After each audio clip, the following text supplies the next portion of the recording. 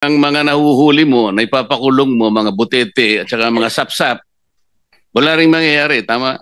Tama po. Kailangan Tama po. malalaking isda ang mahuli natin. Tama po, Mr. Chairman. Alam po ba ninyo kung ibig sabihin ng PCMO?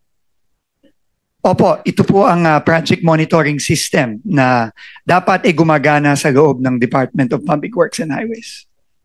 Alam po niyo yung MYPS? Ano yung MYPS?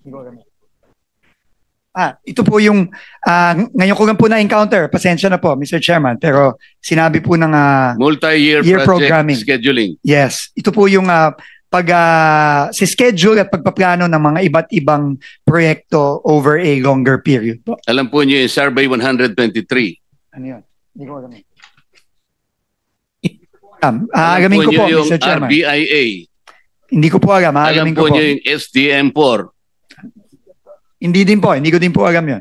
Ang problema po kasi ito yung mga sistemang ginagamit ng mga kawatan sa inyong departamento. Sabi ko nga, kung puro sapsap at mga butete lang ang pakukulong ninyo, walang mangyayari.